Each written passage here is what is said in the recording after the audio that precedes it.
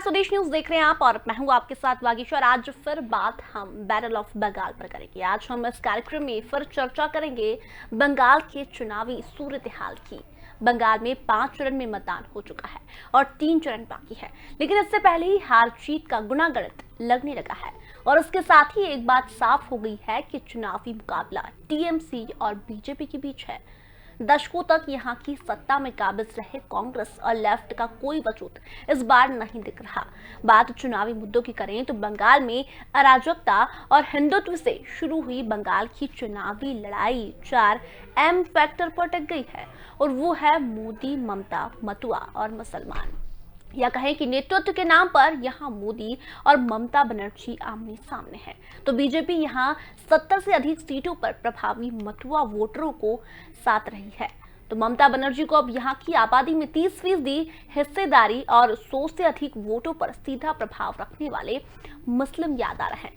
वो अपने इसी मुस्लिम प्रेम के चलते बीजेपी के निशाने पर भी है।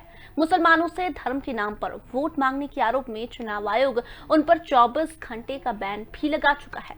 हम इस कार्यक्रम में इसी बात पर चर्चा करेंगे कि बंगाल में मुस्लिम वोट इतना अहम क्यों है, कि आखिर में यहाँ की लड़ाई सीधे धार्मिक ध्रुवीकरण पर टिक गई है।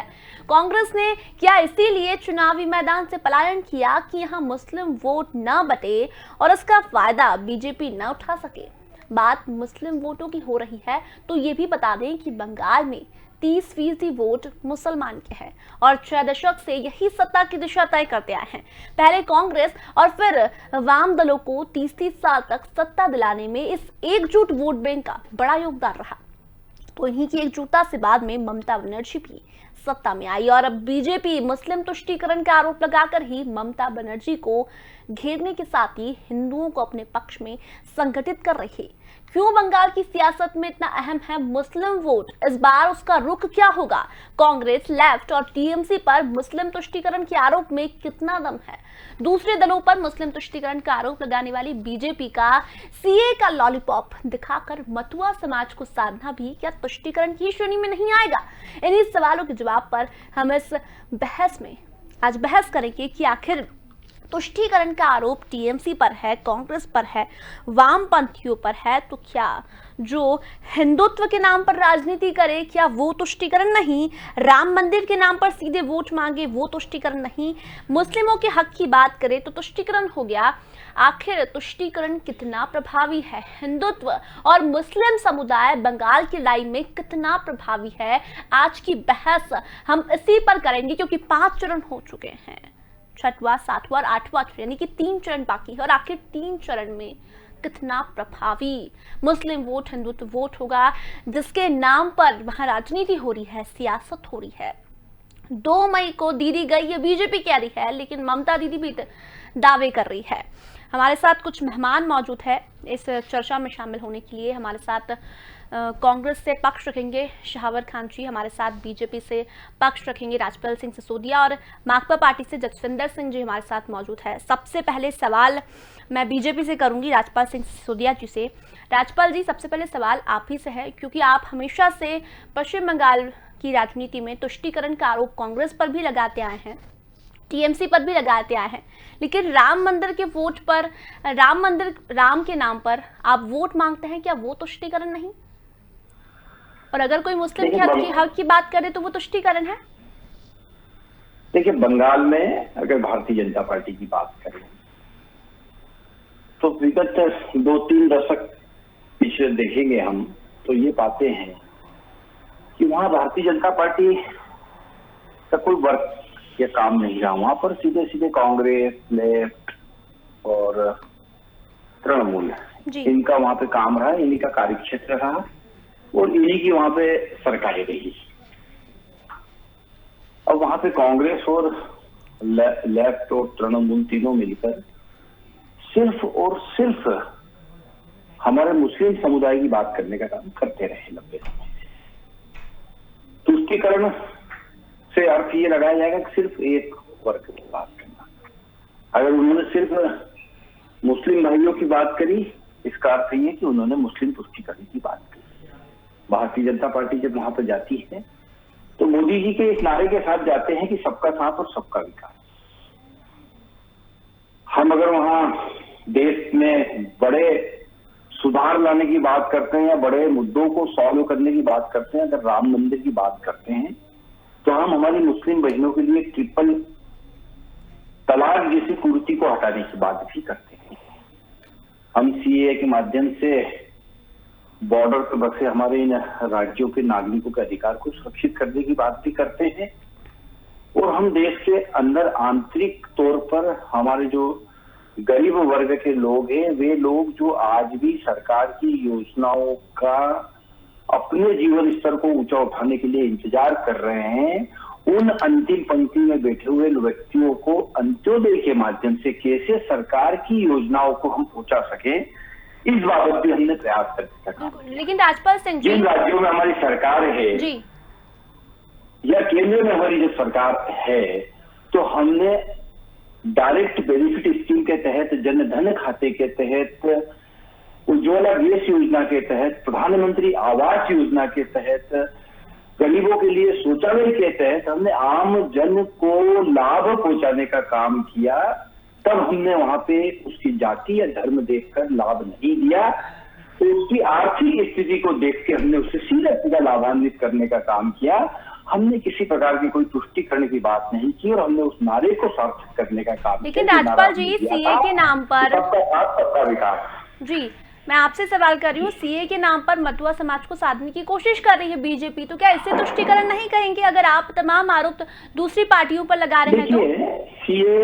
सीए पूरे राष्ट्र में लागू होगा। सिर्फ एक समाज जहां पर बाहुल्य में है बंगाल के अंदर वहीं लागू होगा सीए, ऐसा तो नहीं है। मेरा जितना ज्ञान है या जितना मैं जानता हूँ सीए के बारे में, तो ये तो पूरे देश में ये कानून लागू होगा।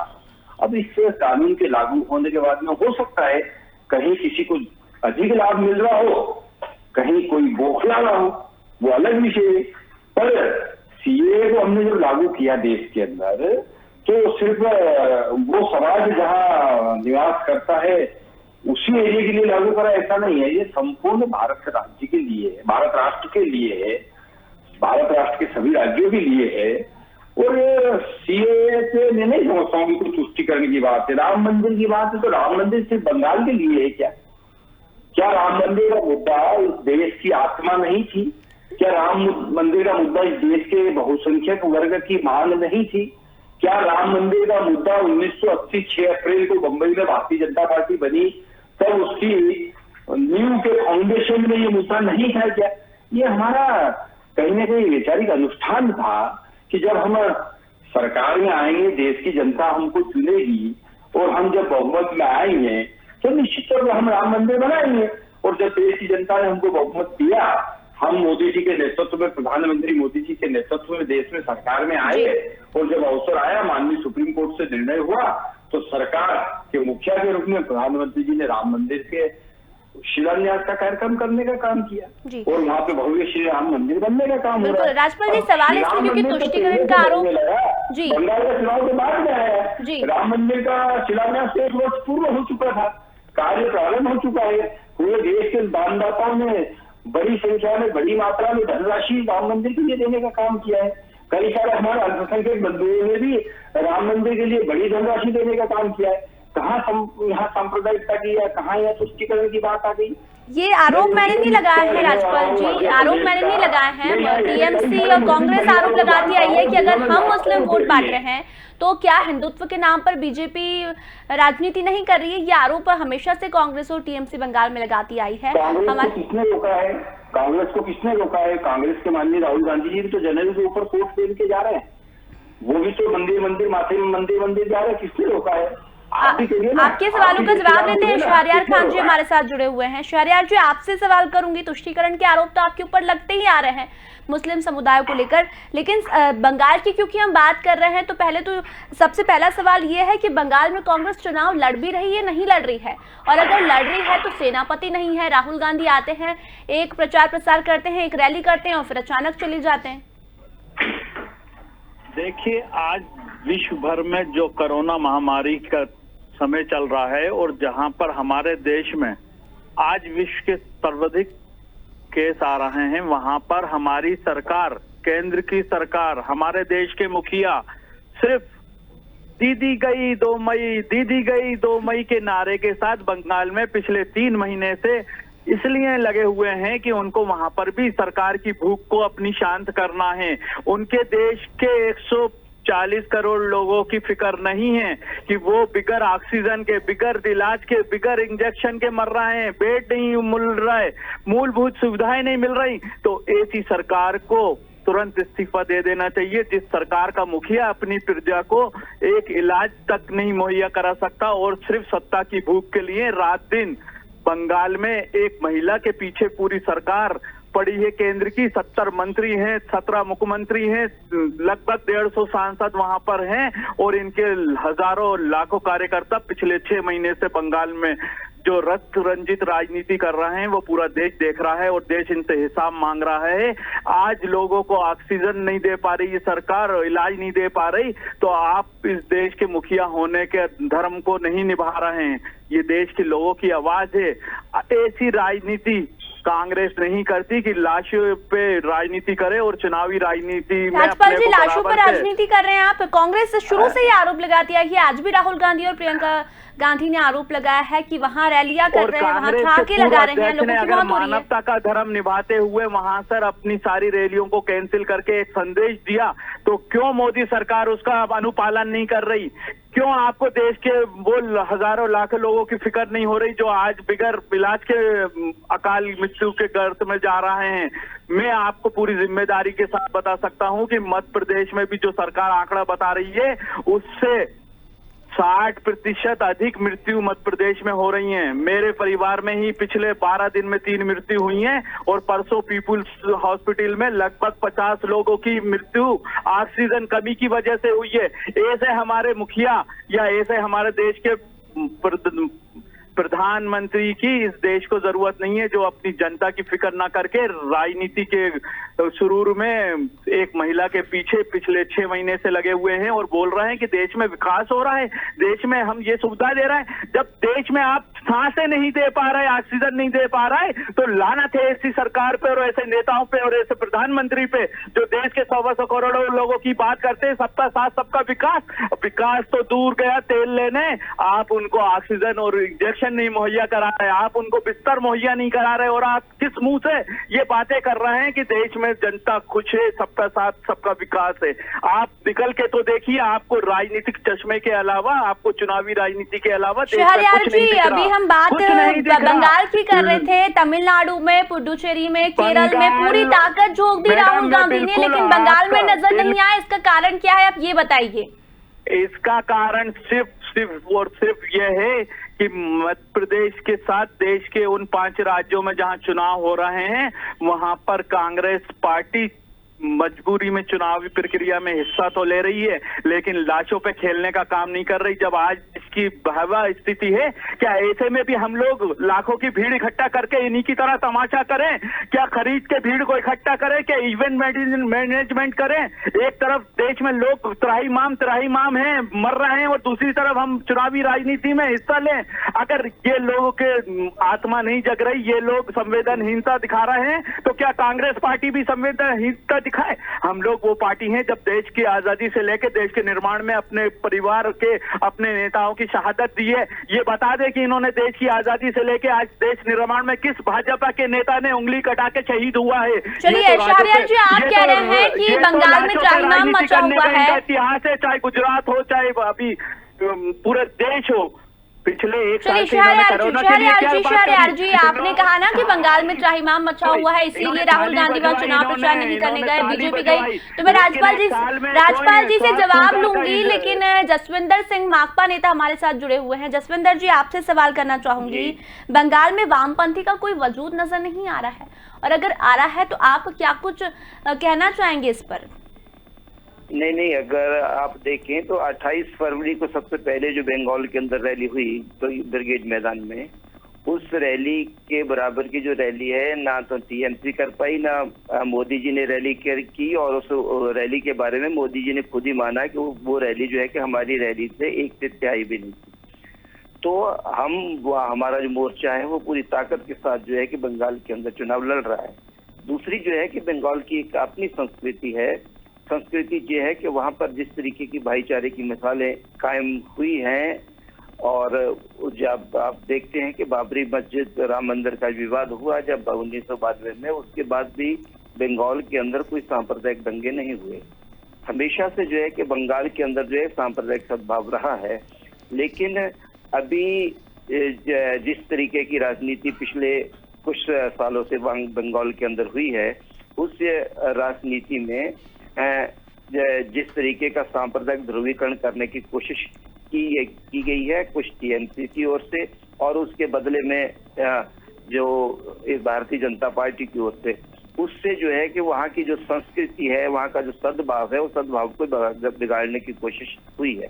लेकिन हमारा मोर्चा पूरी ताकत के साथ वहाँ पर लड़ा है, और जो है कि जब 2 मई के चुनाव आएंगे, परिणाम आएंगे, तो उसमें जो है कि हमारे मोर्चे को नकारा नहीं जाएगा, बल्कि जनता देखेगी कि हमारे मोर्चे का जो जनाधार है, हमारे मोर्चे ने अपने जनाधार में वृद्धि। बिल्कुल जसविंदर सिंह जी, जसविंदर जी, मुस्लिम वोट ही आपका आधार है, ये आप मानते हैं कि नहीं मानते हैं? और अगर ये ममता दीदी के पाले में चला गया तो फिर तो कहीं भी वामपंथी वहां रहेंगे नहीं, फिर तो आप लोग खत्म ही हो जाएंगे। ये भी तो एक बड़ा सवाल है ना। हमारा नहीं, हमारा जो आधार है वो मजदूर और किसान है। आपने देखा होगा कि पिछले 2 साल के अंदर वहां पर अगर आप बंगाल की राजनीति को अगर पास से देखने की कोशिश करें, तो वहां पर ये जो देशव्यापी किसान आंदोलन चल रहा है, उस आंदोलन में हर गांव के अंदर जो है कि बंगाल के किसान ने हिस्सेदारी की है। वहां पर जो है कि राष्ट्रव्यापी जो हड़तालें हुई हैं, 8 जनवरी की हड़ताल हुई, उसमें मजदूरों ने बड़े पैमाने पर हड़तालें की हैं। तो हमारे साथ वहाँ का जो मेहनत का जनता है, हमारे पास वहाँ की जो का मजदूर है, वहाँ का किसान है, हमारे साथ वहाँ का नौजवान है, छात्र है। अभी अगर यूनिवर्सिटी के चुनाव हो जाए तो भारतीय जनता पार्टी और कांग्रेस को, टीएमसी को पता पड़ जाएगा कि वहाँ की हालत। लेकिन आप कह रहे हैं जनता आपके साथ है, लेकिन राहुल गांधी तो आपका हाथ छोड़ते हुए दिखाई दे रहे हैं पश्चिम बंगाल में। अधीर रंजन चौधरी जो है वो कहते हैं कि अगर जरूरत पड़ी तो ममता के साथ भी जा सकते हैं। ये कैसा गठबंधन है? नहीं, मतलब जो है कि अभी जो हमने कहा है, हमारी जो पहली प्राथमिकता है हमारी को है कि हमारा मोर्चा, पहली बात जो है कि हमारा मोर्चा एक है। और सबसे पहले संयुक्त मोर्चे ने मिलकर तय किया था कि अगले जो 4 चरण है, उन चरणों के अंदर जो है कि जिस प्रकार कोरोना की हालत वहां पर खराब हुई है, इसलिए जो है कि बड़ी रैलियां जो है कि नहीं करेंगे। हम लोग घर घर जाकर जनसंपर्क करेंगे, और वो हमारा संपर्क संयुक्त रूप से चल रहा है। जितने भी मोर्चे के घटक हैं, संयुक्त मोर्चे के जितने भी घटक हैं, उस पर मिल के आप प्रचार कर रहे हैं, एक ताकत के साथ जो है कि प्रचार कर रहे हैं, और जनता का बड़ा समर्थन जो है कि हमें मिल रहा है। परिणाम 2 तारीख को सामने आएगा। जी चलिए, राज्यपाल जी के पास जाऊंगी। राज्यपाल जी, तमाम आरोप कांग्रेस की ओर से लगे हैं। शहरयार खान ने कहा है कि पश्चिम बंगाल में क्या रैलियां करे, क्योंकि बीजेपी जिस तरह से वहां लाशों के ऊपर राजनीति कर रही है वो कांग्रेस पार्टी नहीं करती है। क्या अभी भी पश्चिम बंगाल में समझ नहीं आ रहा है बीजेपी को कि जिस तरह से वहाँ केसेस आ रहे हैं उसके बाद भी रैलियां कर रही है? देखिए, कांग्रेस पार्टी ने बंगाल में सरेंडर कर दिया है। कांग्रेस की वहां रैलियां नहीं हुई, कांग्रेस के राष्ट्रीय अध्यक्ष, उपाध्यक्ष कोई भी वहां नहीं पहुंचे। हाँ, राहुल गांधी जी संक्रमित होते हुए भी केरल में इतनी ज्यादा रैलियां करने का काम किया है उन्होंने, लेकिन केरल में उन्हें फर्टिलिटी दिख रही, कांग्रेस का वहां अस्तित्व नहीं दिख रहा है, वो केरल में काम कर रहे थे। बंगाल में उन्होंने ममता बनर्जी जी को क्लीन चिट दे रखी है कि कांग्रेस वहां एक तरीके से अघोषित समर्थन उन्होंने ममता बनर्जी को देने का काम किया है। कम्युनिस्ट तभी बोल रहे थे कि बंगाल के अंदर शांति से सब कुछ चल रहा था। 300 से अधिक कार्यकर्ताओं की कुर्बानी हुई है बंगाल के अंदर, हमारे कार्यकर्ताओं की हत्या हुई है बंगाल में। 300 से अधिक कार्यकर्ताओं, कौन ने कर दिया? क्या बीजेपी वालों ने बीजेपी वालों को मार दिए क्या? ममता बनर्जी जी की पार्टी और कम्युनिस्ट, जिनका निशान लाल है, झंडा लाल है, जिनका लाल कारपेट है, पूरा रेड कॉरिडोर जो है, उस पूरे रेड कॉरिडोर में किसको ये समर्थन कर रहा है? क्या देश की जनता नहीं जानती है कि वामपंथी क्या कर रहे हैं देश के अंदर? क्या देश की जनता नहीं जानती कि ममता बनर्जी की पार्टी क्या कर रही है बंगाल के अंदर? और देश की जनता ये भी जानती है कि भारतीय जनता पार्टी क्या कर रही है देश के अंदर। अगर भारतीय जनता पार्टी के इस प्रकार के हाथ कहीं लगे होते अपराधों में, तो क्या पूरे देश भर की जनता उन्हें आज तो राजपाल जी, दूसरी इतने बात, सरकार ने आरोप देश की- क्यों फिर तमाम पार्टियों की ओर से कि लाशों पर राजनीति बीजेपी कर रही है, हिंदुत्व के नाम पर देखिए- वोट मांग रही है बंगाल में? आज देखिए, बंगाल की स्थिति खराब है। कांग्रेस का इतिहास रहा है, कांग्रेस जब जब भी सत्ता से बाहर होती है तो मछली जैसे बिना पानी के तड़पती है, ऐसे ये तड़पते हैं। मान्य संस्थाओं पे आरोप प्रत्यारोप करते हैं। सुप्रीम कोर्ट, चुनाव आयोग, सीबीआई और तमाम वे संस्थाएं जो कहीं ना कहीं हमारी मान्य संस्थाएं संवैधानिक, उनके ऊपर आरोप प्रत्यारोप का दौर करते हैं। उदाहरण, सर्वश्रेष्ठ उदाहरण है इस बात का, इंदिरा गांधी जी को जब उनके चुनाव को अवैध घोषित कर दिया था इलाहाबाद हाईकोर्ट ने, तो देश में इमरजेंसी थोपने का काम भी कांग्रेस ने किया था। अगर कांग्रेस सत्ता से बाहर होती दिखती है तो देश की जनता के भले के लिए काम नहीं करेंगे, ये स्वयं के भले के लिए देश की जनता को इमरजेंसी भी थोपने का काम कर सकती है। आज कांग्रेस, वामपंथी, तृणमूल, इन सबको अपना अस्तित्व खतरे में दिख रहा है। इनकी सरकारें जो बची खुची है वो भी जाती हुई दिख रही है। तो ऐसे में इनके पास करो या मरो की नीति है। ये दंगे करा रहे हैं, ये लोगों को मार रहे हैं, ये बीजेपी के कार्यकर्ताओं की हत्या कर रहे हैं और वे सारे दुष्प्रचार कर रहे हैं जो भारतीय जनता पार्टी का जिन आरोपों से दूर दूर तक कोई लेना देना नहीं, ऐसे आरोप लगाने का काम भी कर रहे हैं। मैं समझता हूँ देश की जनता जानती है, समझती है और इनके आरोप निराधार है, इसीलिए इनको नकारने का काम कर रही है। हम जनता के बीच में, हम मूल मुद्दों के साथ में, हमारे एजेंडे के साथ में, हमारे विचार के साथ में भारत माता अच्छा राजपाल जी से आपसे एक सवाल कर रही हूँ मैं, आप जी बिल्कुल बिल्कुल आपसे एक सवाल कर रही हूँ। तुष्टीकरण का आरोप हमेशा से बीजेपी लगाती आई है, लेकिन पश्चिम बंगाल की यदि बात करें तो मुस्लिम समुदाय एक ऐसा समुदाय जो कहीं न कहीं वहाँ की सरकार तय करता है, और ऐसे में अगर मुस्लिम समुदाय एक हो जाता है तो आपको नहीं लगता कि जिस किले को फतेह होने की आप बात कर रहे हैं वो आप नहीं कर पाएंगे पश्चिम बंगाल? घबराहट है ना, पढ़ा लिखा मुसलमान वर्ग जो है जी, वो भारतीय जनता पार्टी की रीति नीति से प्रभावित हो रहा है। मुस्लिम समुदाय की आधी आबादी अर्थात जो महिलाएं हैं वो ट्रिपल तलाक का स्वागत कर रही है।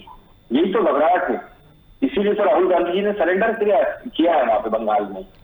तृणमूल कांग्रेस के सामने बंगाल में राहुल गांधी जी का समर्पण ये बात साबित करता है कि वहां पर तृणमूल सरकार खतरे में है, वहां पर भारतीय जनता पार्टी बढ़त ले रही है। इस बात का यह स्वयं प्रमाण है।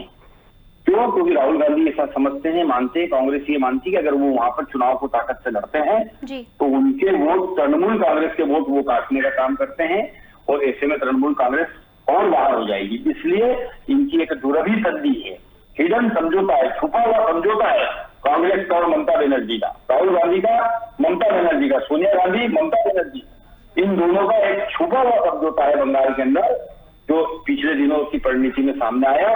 कांग्रेस ने वहां कोई रैली नहीं करी, कांग्रेस ने वहां कोई चुनाव प्रचार नहीं किया, कांग्रेस ने वहां कोई ताकतवर उम्मीदवार खड़े नहीं करे और एक तरीके से अघोषित तौर पर सरेंडर करने का काम किया। यह इस बात का प्रमाण है कि वहां भारतीय जनता पार्टी बढ़त बनाए। शहरयार जी, कितना मानते हैं आप इस बात को कि अगर वोट बढ़ते तो बीजेपी को फायदा मिलता है, इसीलिए राहुल गांधी ने सरेंडर किया पश्चिम बंगाल से? जैसी सोच होती है वो वैसा ही बात कर सकता है।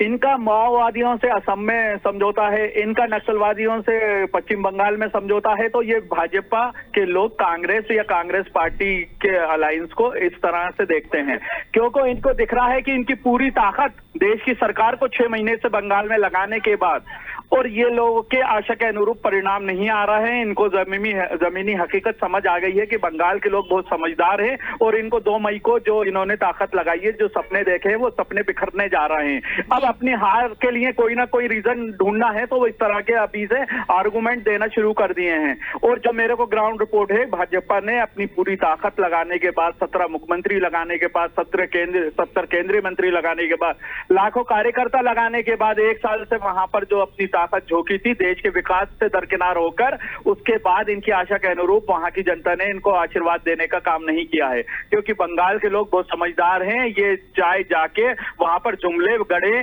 चाहे रक्त रंजित राजनीति करे, सारे इन्होंने परपंच वहां पर करने के बाद जब ये हार रहे हैं तो इस तरह की बातें कर रहे हैं। आज देश बात कर रहा है कोरोना की इस महामारी में कि हमारी सरकार कहां है, क्यों हमको सुविधाएं नहीं दे रही। बंगाल में लगातार केस बढ़ रहा है, इसकी वजह क्या है? जो ये हजारों की लाखों की बिल्कुल भीड़ आचार्य इकट्ठा जी, करके समय बहुत कम है। अब देखना होगा कि 2 मई को जो करने तमाम का काम पार्टियां दावे कर रही है, कौन आता है। जसविंदर सिंह से आखिरी सवाल करना चाहूंगी, कुछ सेकंड मैं आपको दे दूं। आपको नहीं लगता कि विपक्ष की भूमिका आप लोग ठीक से नहीं निभा रहे, इसलिए भी बीजेपी को वहां पैर जमाने का मौका मिल रहा है? नहीं, हम भाजपा से पहली बात तो कहना चाहते हैं कि भारतीय जनता पार्टी वहाँ है क्या? जो टीएमसी से जिनके बारे में भाजपा कहा करती थी कि ये भ्रष्ट हैं, इनको जो है शुभेंदु अधिकारी तक जिनको कहा करती थी कि जेल के अंदर होने चाहिए, अब सब वो भारतीय जनता पार्टी के नेता हैं। वो सारे भ्रष्टाचारी भारतीय जनता पार्टी के अंदर है। भारतीय जनता पार्टी एकमात्र पार्टी है जिसने जब चुनाव की सूची घोषित की तो 2 प्रत्याशियों ने कहा कि हम तो भारतीय जनता पार्टी के सदस्य ही नहीं है, वो चुनाव नहीं लड़े। ऐसी हास्यास्पद राष्ट्रीय जो पार्टी है, उस राष्ट्रीय पार्टी में और किसी पार्टी के पास ऐसी हास्यास्पद स्थिति आज तक जो है आजादी के इतिहास में नहीं हुई कि विधानसभा के लिए उसने प्रत्याशी घोषित किए हों। प्रत्याशी कहें कि हम तो प्राथमिक सदस्य भी भारतीय जनता पार्टी के नहीं है और उन्होंने चुनाव लड़ने से मना कर दिया। तो ये तो हालत है भारतीय जनता पार्टी की। और ऐसी परिस्थिति में ये साफ है कि वहां पर जो बुनियादी सवाल है, उन सवालों को लेकर भारतीय जनता पार्टी। बिल्कुल जसविंदर सिंह जी, अब जो तमाम पार्टी दावे करी, देखना होगा कि गठबंधन की सरकार बनती है या फिर तृणमूल कांग्रेस या फिर बीजेपी, ये देखने वाली बात होगी। फिलहाल तमाम मेहमानों को मैं यही धन्यवाद कहना चाहूंगी क्योंकि समय बहुत कम है। पश्चिम बंगाल पर हम बात कर रहे हैं कि आखिर जो एम फैक्टर है क्या 2 मई को काम आता है? मोदी, ममता या फिर मुसलमान मिलकर वहां की सत्ता तय करेंगे? ये बड़ा सवाल है क्योंकि मुस्लिम समुदाय एक ऐसा समुदाय है जो वहां की सरकार तय करता है। और अब मुस्लिम समुदाय कहां जाता है, गठबंधन की सरकार पर या फिर मोदी का साथ देता है या फिर ममता का? ये देखने वाली बात होगी कि 2 मई को आखिर किसका बंगाल होगा। तो फिलहाल अभी के लिए इतना ही, जल्दी लौटेंगे स्वदेश न्यूज पर। देखते रहिए स्वदेश न्यूज। नमस्कार।